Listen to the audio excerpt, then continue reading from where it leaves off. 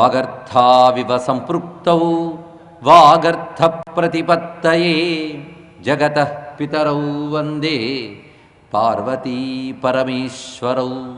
వామే భూమిసుతా పురశ్చ హనుమాన్ పశ్చాత్ సుమిత్రాసుతః శత్రుఘ్నో భరతశ్చ పార్శ్వదళయోః వాయువాదికోణేషు చ సుగ్రీవశ్చ విభీషణశ్చ యువరాట్ తారాసుతో జాంబవాన్ మధ్యే నీలసరోజకోమలరుచిం రామం భజే శ్యామలం. శ్రీరామం భజే శ్యామలం. దూరీకృతసీతార్తిః ప్రకటీకృతరామవైభవస్ఫూర్తిః దారితదశముఖకీర్తిః పురతో మమ భాతు హనుమతో మూర్తిః. నమో మహద్భ్యో ఋషిభ్యో గురుభ్యో నమః. జాంబవత్ సుగ్రీవ హనుమత్ సీతాలక్ష్మణ భరత శత్రుఘ్న పరివార సమేత శ్రీరామచంద్ర పరబ్రహ్మణే నమో నమః. అటుపై దశరథ మహీపతి ఋష్యశృంగుని యొక్క ఆధ్వర్యంలో అశ్వమేధయాగం పూర్తి చేసిన తర్వాత పుత్రకామిష్టిని చేస్తూ ఉన్న సమయంలో దేవతలందరూ బ్రహ్మగారితో రావణుని యొక్క దుశ్చేష్టలు వివరించుకుంటూ దేవతల బలాన్ని కూడాను తగ్గించి వేస్తూ అసురశక్తులు విజృంభిస్తున్నాయి, అసురశక్తుల సంహారానికై నారాయణ అనుగ్రహం కావాలని ప్రార్థిస్తున్న సమయంలో గరుత్మంతునిపై ఆరూఢుడే శంఖచక్ర గదాపద్మధారి అయినటువంటి నారాయణుడు అక్కడ ప్రత్యక్షమయ్యాడు. బ్రహ్మదేవుడితో సహా సమస్త దేవతలు కూడాను లోకక్షేమానికై అవతరించమని ప్రార్థించినప్పుడు కేవలం నరుల చేతిలోనే మరణించడానికి అవకాశం ఉంది గనక నారాయణుడు నరుడిగా ఇప్పుడు భూమి మీద అవతరించాలి అని బ్రహ్మాది దేవతల ప్రార్థన విని అప్పుడు నారాయణుడు వారందరికీ అభయమిచ్చాడు. ఆ సమయంలోనే యజ్ఞం పరిపూర్ణమైంది. అగ్నిహోత్రం నుంచి ప్రాజాపత్య పురుషుడు అనేటువంటి ఒక దేవతామూర్తి ఉత్పన్నమైంది. అతడు తన చేతిలో ఒక పాత్రను పట్టుకున్నాడు. దివ్యపాయస సంపూర్ణాం పాత్రీం పత్నీమివ ప్రియాం ప్రగృహ్య విపులాం దౌర్భ్యాం స్వయం మాయామయీమివ. తన రెండు చేతులతో ఒక బంగారు పాత్రను పట్టుకున్నాడు. దానిపై వెండి మూత ఉన్నది. అంత చక్కగా వర్ణించి చూపిస్తున్నాడు వాల్మీకి. వెండి మూత ఉన్నటువంటి బంగారు పాత్రలో పాయసాన్ని ధరించినటువంటి ప్రాజాపత్య పురుషుడు దర్శనమిచ్చాడు. తపశ్శక్తి చేత యజ్ఞశక్తి చేత ఇలాంటి దివ్యత్వాలు సాధించవచ్చు. ఆ కనబడిన వాడు దశరథునికి గోచరమయ్యాడు. అప్పుడు దశరథుడు ప్రార్థిస్తూ ఉండగా భగవన్ స్వాగతం తెస్తూ కిమహం కరవాణితే, ఓ మహాత్మా నీకు స్వాగతం, నేను ఇప్పుడు ఏం చేయాలని అడిగాడు దశరథుడు. బ్రహ్మదేవుడు పంపగా నీ వద్దకు వచ్చాను. ఈ దివ్యమైన పాయసాన్ని నువ్వు స్వీకరించి నీ ముగ్గురు రాణులకు అందించు, నీకు సత్సంతానం కలుగుతుంది అని చెప్పి ఆ ప్రాజాపత్య పురుషుడు అంతర్ధానమయ్యాడు. ఆ పాయసం లోపల నారాయణుని తేజస్సు ప్రవేశించింది. ఇప్పుడు ఆ పాయసాన్ని పంచిపెడుతున్నాడు దశరథ మహీపతి. కౌసల్యాయై నరపతి పాయసార్థం దదౌ తదా అర్ధాదర్ధం దదౌ చాపి సుమిత్రాయై నరాధిప కైకేయ్యై చావశిష్టార్థం దదౌ పుత్రార్థకారణాత్ ప్రదదౌ చ అవశిష్టార్థం పాయసస్య అమృతోపమం. ముందు ఆ పాయసంలో సగభాగాన్ని కౌసల్యకిచ్చాడు. మిగిలిన సగభాగంలో సగాన్ని అంటే పావు భాగాన్ని సుమిత్రాదేవికి ఇచ్చాడు. ఆ మిగిలిన పావు భాగం ఏదైతే ఉన్నదో దాన్ని మళ్ళీ సగం చేశాడు. అంటే 8వ భాగం దాన్ని కైకేయికి ఇచ్చాడు. ఇప్పుడు ఇంకెంత మిగిలింది? మళ్ళీ మరొక 8వ భాగం మిగిలింది. దానిని మళ్ళీ సుమిత్రకి ఇచ్చాడు. ఎందుకు ఇలా జరిగింది? ఆశ్చర్యంగా ఉంది. ఇక్కడ సగభాగం కౌసల్యకి, సగంలో సగం సుమిత్రకి, ఇంకా మిగిలిన దాంట్లో సగం కైకేయికి ఇచ్చి మళ్ళీ మిగిలిన ఆ భాగాన్ని మళ్ళీ సుమిత్రకి ఇచ్చాడు. అనుచించ సుమిత్రాయై పునరేవ మహీపతి ఏవం తాసాం దదౌ రాజా భార్యాణం పాయసం పృథక్. పృథక్ అంటే వేరుగా, ఇలా వేరువేరుగా భాగాలు చేసి ఇచ్చాడు. ఎందుకు అలా చేశారు? ఇది దశరథుడి ఆలోచన. అంటే దశరథుడికి ఆలోచన అందించిన నారాయణ యొక్క సంకల్పం ఇది. అలా చెయ్యాలనిపించింది ఆయనకి, అలా చేశాడు. ఎందువల్లంటే ఆ నారాయణ తేజస్సు 4 రూపాలు ఉత్పన్నం కావాలి. అందులో పరిపూర్ణమైనటువంటి నారాయణ స్వరూపం రామచంద్రమూర్తి, మిగిలిన వారు అంశాలు, నారాయణ యొక్క అంశాలు. అందుకే అదే పాయసం 4 భాగాలు చేయబడింది. ఆ సగభాగం ద్వారా పూర్ణ తేజస్సు కౌశల్యలోకి ప్రవేశించింది. ఇక మిగిలిన దాంట్లో ముందు సుమిత్రకిచ్చి తర్వాత మళ్ళీ కైకేయికి ఇచ్చి మళ్ళీ సుమిత్రకి ఇచ్చిన కారణంగా సుమిత్రకి 2 పర్యాయాలు కొంత విరామం తర్వాత ఇవ్వడం జరిగింది. దాన్ని బట్టి సుమిత్రకి 2 సంతానం కలిగారు. కైకేయికి 1, కౌసల్యకు 1, మొత్తం 4 సంతానం కలగడానికి అవకాశం ఉండే విధంగా పాయసం పంచబడింది. హుతాసనాదిత్య సమాన తేజసో చిరేణ గర్భాన్ ప్రతిపేదిరే తదా. కొంతకాలానికి వారు ఆ దివ్య పాయసం యొక్క ప్రభావం చేత గర్భవతులయ్యారు. గర్భవతులైనప్పుడు వాళ్ళ శరీరంలో మార్పు వచ్చింది అన్నారు. ఎలా మార్పు వచ్చిందంటే, అగ్నిహోత్రుడు హవిస్సులను స్వీకరించిన తర్వాత ఎంత ప్రజ్వలిస్తాడో ఈ పాయసం స్వీకరించిన దశరథుని పత్నులు అంత తేజస్సుతో ఉన్నారు అని వర్ణించారు. ఎందుకంటే మహాతేజోమూర్తి అయినటువంటి నారాయణ అంశాలు వారి గర్భాల్లో ఉన్నాయి గనక ఆ తేజస్సు వారి శరీరం నుంచి ద్యోతకమవుతూ కనబడుతున్నది. ఈ విధంగా నారాయణుడు అవతరించడానికి ప్రణాళిక ఏర్పాటైనది. గర్భవతులై ఉన్నారు 3 పత్నులు కూడా. ఇప్పుడు బ్రహ్మదేవుడు ప్రణాళికలో భాగంగా నారాయణుడు ఎప్పుడైతే లోకరక్షణ కోసం అవతరిస్తున్నాడో దేవతలు కూడా వారి వారి అంశాలతో భూమి మీదకి వెళ్ళాలి అని ఒక ప్రణాళికను చెప్తున్నాడు బ్రహ్మదేవుడు. ఇప్పటికే కొన్ని దేవతాంశాలు భూమిపై ఉన్నాయి, మరికొన్ని వెళ్ళాలి. మొత్తానికి దేవతలందరూ ఎందుకు అవతరించాలి అంటే రామచంద్రమూర్తికి సహకరించడానికి అవతరించాలి. ఇక్కడి నుంచి రామాయణం మనం చూసేటప్పుడు ప్రతిరోజు మొన్నటి నుంచి చెప్తున్న అనేక కోణాల్లో చూడాలి అని. ఒకవైపు ఒక అత్యద్భుతమైన కథగా చూస్తూ మరొకవైపు యజ్ఞపరమైన మంత్రపరమైన అనేక మర్మాలు ఉన్నాయి రామాయణంలో. దేవతలందరూ ఇప్పుడు అవతరించబోతున్నారు రకరకాల రూపాలతో. ఇదివరకే కొందరు దేవతలు ఉన్నారు సిద్ధమై. వారు ఎవరెవరు, ఇక రాబోయే వాళ్ళెవరో బ్రహ్మదేవుడు ఇక్కడ దేవసభ తీర్చి చెప్తూ ఉన్నాడు. అందులో ప్రధానంగా పూర్వమేవ మయా సృష్టో జాంబవాన్ వృక్షపుంగవ జృంభమాణస్య సహసా మమ వక్త్రాదజాయత. మొట్టమొదటికి నా అంశతో వచ్చిన జాంబవంతుడు చాలా కాలం నుంచి ఉన్నాడు. అతడు నా అంశ అంటే బ్రహ్మదేవుని అంశతో వచ్చినటువంటి వాడు. ఆయన బ్రహ్మ జృంభజ అని పేరు ఆయనకి. అంటే ఒకప్పుడు బ్రహ్మగారు ఆవలించినప్పుడు ఆవలింతలోంచి బయటకు వచ్చాడు జాంబవంతుడు. అటువంటి వాడు బ్రహ్మాంశతో ఉన్నాడు. ఇంకా మిగిలిన వారు ఎవరెవరు ఏ అంశాలు చెప్పబోతున్నారు. ఇది శ్రద్ధగా వినవలసిన ఒకానొక అద్భుతమైన భాగం ఇది. రామాయణంలో ఏ భాగానికి ఆ భాగం యజ్ఞస్వరూపం అని చెప్పుకున్నాం. అందుకే ఘట్టాలు వినేటప్పుడు శ్రద్ధగా విన్నట్లయితే మనకు ఒక యజ్ఞం చేసిన ఫలితం లభిస్తుంది.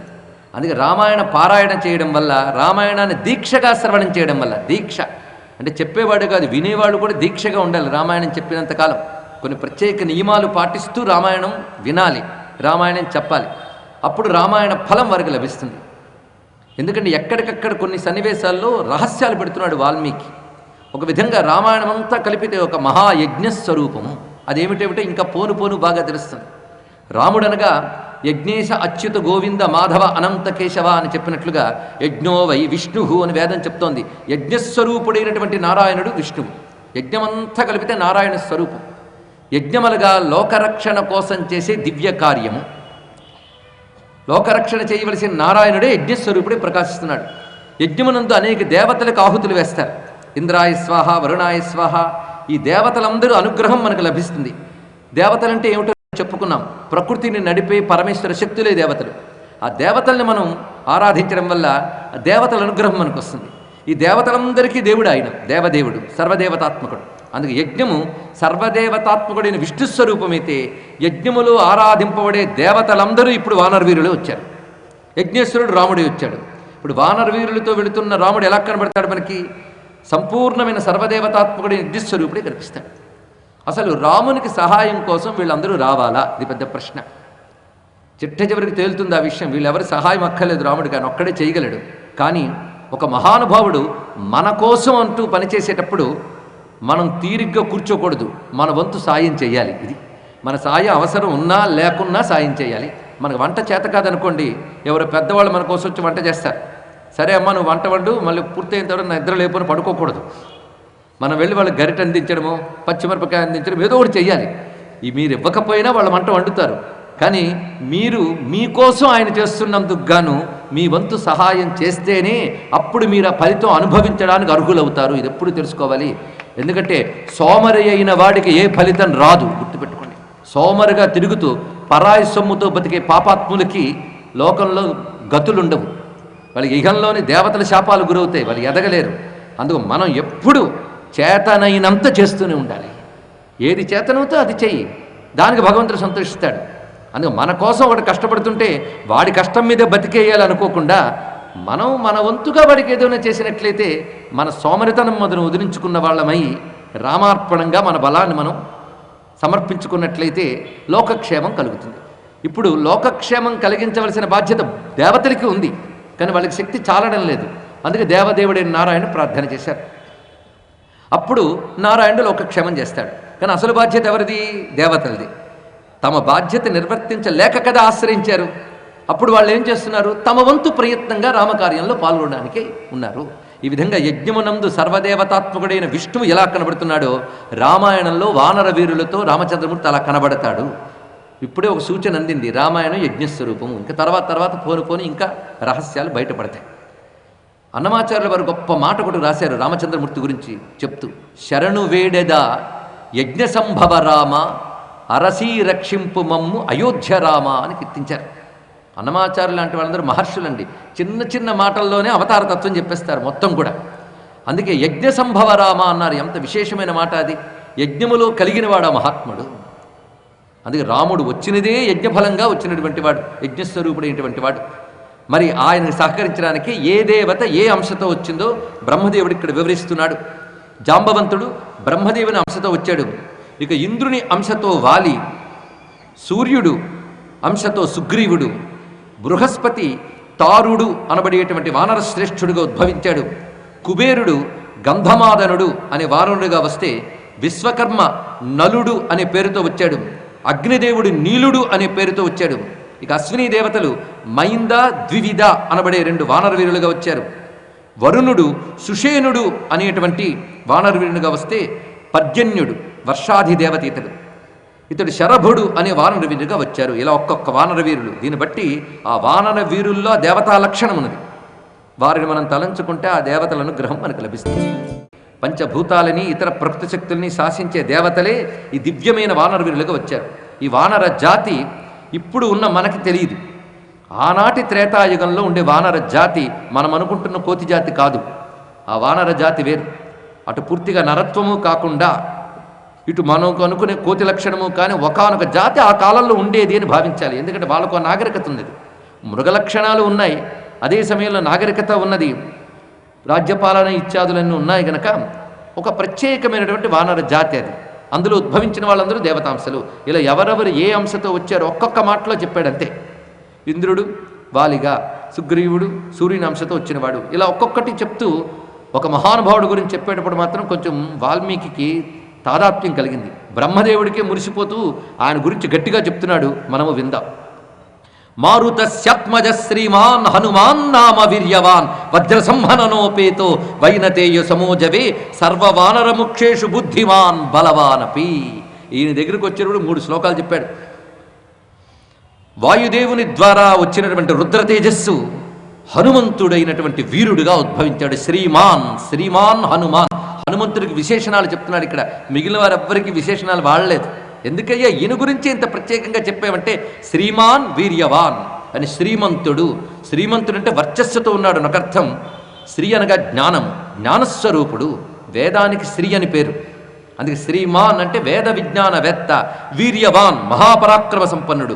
వజ్ర సంహననోపేతో వజ్రము లాంటి అభేద్యమైన శరీరం కలిగిన వాడు. గరుత్మంతుని వంటి వేగం కలిగిన వాడు. ఒక్క మాటలో చెప్పాలంటే వానర ముఖ్యులందరిలోకి ఈయనంత బుద్ధిమంతుడు బలవంతుడు మరొక లేడు అని ఈ విధంగా చెప్తూ ఇలా వివిధ దేవతాంశలు 3 జాతులుగా వచ్చే వృక్ష వానర గోపుచ్చ. వృక్ష అంటే ఇప్పటి భాషలో చెప్పాలంటే ఎలుగుబంటి. ఇక వానర చెప్పుకున్నాం. ఇక గోపుచ్చములు అంటే కొండముచ్చులు అని ఇప్పుడు మనం వ్యవహరించే జాతి. అప్పుడు వాటి లక్షణాలు వేరు. ఎందుకంటే యుగాలు మారుతున్న కొద్దీ రకరకాల జాతులు వాటి లక్షణాలు మారుతుంటాయి గనక ఇప్పటి లక్షణాలతో వాటిని పరిశీలించకూడదు. ఇది తెలుసుకోవాలి ఇక్కడ. అప్పటి స్వరూపాలు ఇవన్నీ కూడా. మొత్తానికి దివ్యమైనటువంటి దేవతా వ్యవస్థ ఏర్పాటైనది. ఇప్పుడు యజ్ఞము జరిగిన దగ్గర నుంచి సంవత్సరం గడిచింది. యజ్ఞం జరిగిన సంవత్సరానికి తతో యజ్ఞే సమాప్తేతు ఋతూనాం షట్ సమత్యయు. యజ్ఞం పూర్తయిన తర్వాత అయోధ్యలోకి ప్రవేశించాడు దశరథుడు అని చెప్పారు. అంటే అయోధ్యకి బయట ఒక అరణ్యంలో దివ్యమైన యజ్ఞం జరిగింది.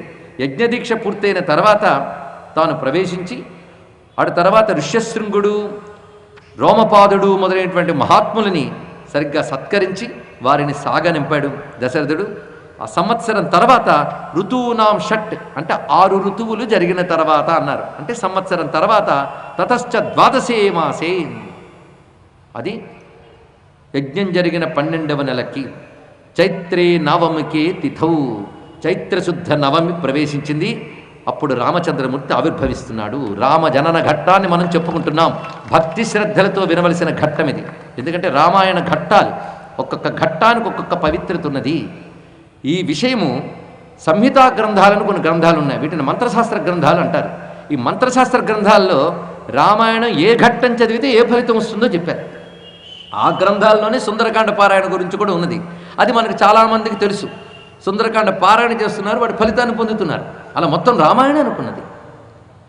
ఒక్కొక్క లక్ష్యం కోసం, ఒక్కొక్క ప్రయోజనం కోసం ఒక్కొక్క కాండం, ఆ కాండంలో ఒక ఘట్టం ఇలా చెప్తూ ఉంటారు.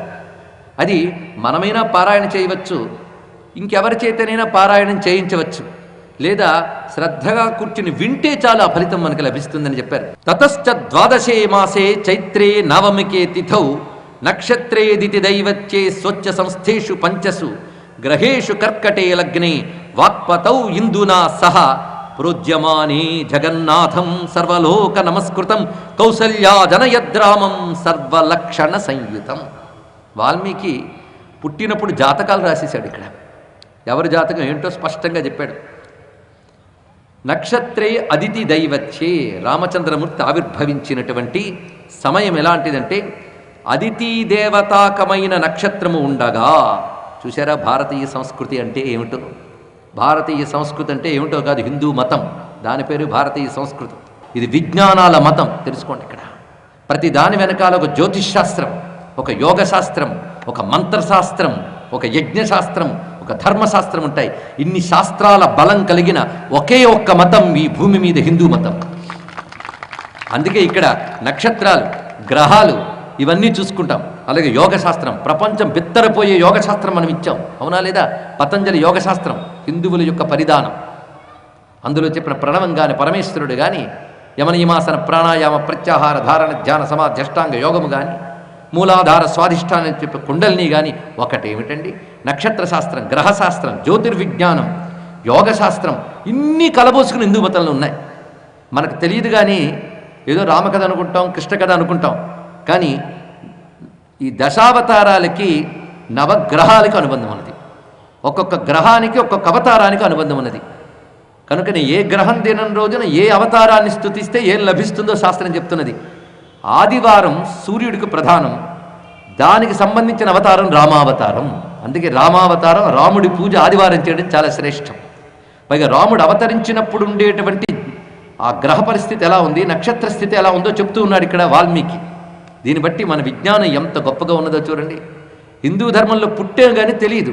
తెలియకపోవడం వల్ల ఏమవుతుందంటే విలువ తెలియకపోవడం అవుతుంది. ఇక్కడ అరే నీ చేతిలో ఉన్నది జ్యోతిష్ శాస్త్ర, మంత్రశాస్త్ర, యోగశాస్త్ర, విజ్ఞాన శాస్త్ర, సర్వశాస్త్ర సమన్వితమైన మహాబలమైన హిందూ ధర్మం. ఏదో అదృష్టం కొద్ది పుట్టవు దాంట్లో, దురదృష్టం కొద్ది పక్కకు పోయి పాడైపోతున్నావు. అందుకే వేదభూమిలో హైందవ ధర్మాన్ని నిలపగలిగే దివ్యశక్తి కలిగిన మందిరాలు, వాటి నుంచి దివ్యమైన వేదనాదాలు, భగవన్నామాలు ప్రతిధ్వనించాలి. అందరినీ గౌరవిద్దాం, కానీ మనది మాత్రం మనం వదులుకోవద్దు. మన విలువ మనం తెలుసుకుందాం. విలువ తెలుసుకోకపోయినా మనది అని బ్రతికితే ఎప్పటికో విలువ తెలుస్తుంది. ఎందుకంటే మా అమ్మ గురించి గొప్పగా తెలిస్తేనే మా అమ్మని ప్రేమిస్తానని కాదు, మా అమ్మ గనక మా అమ్మని ప్రేమిస్తానంతే. అలాగే నా మతం గనక నా దేశాన్ని, నా మతాన్ని నేను ప్రేమిస్తాను. ఈ మతం నుంచి మరో మతంలోకి వెళ్ళడం అనేది మహాపాపం, ఇది గుర్తుపెట్టుకోవాలి. ఇక్కడ ఇందులో మన అన్యమతాలను గౌరవిస్తూనే ఈ మాట చెప్తున్నాం. శ్రీరామ రక్ష సర్వ జగద్రక్ష, ఆంజనేయ రక్ష అఖిల జగద్రక్ష. రామచంద్రమూర్తి అవతరిస్తున్న ఆ సమయంలో అదితి దేవతాకమైన నక్షత్రంలో పుట్టేట. ఇది పరిశీలించమని వాల్మీకి మనకు బోధిస్తున్నాడు. ఒక్కొక్క నక్షత్రానికి ఒక్కొక్క అధిదేవత ఉంటాడు. నక్షత్రాలు, గ్రహాలు మీరు సైన్స్ ఇచ్చిన జ్ఞానంతో తెలుసుకోవచ్చు, కానీ అధిదేవతలు తెలియాలంటే దానికి చాలా జ్ఞానం ఉండాలి. అదితి దేవత కలిగినటువంటి నక్షత్రం అంటే పునర్వసు. పునర్వసు నక్షత్రానికి అధిదేవత అదితి దేవత. ఆ పునర్వసు నక్షత్రంలో పుట్టాడు మహానుభావుడు.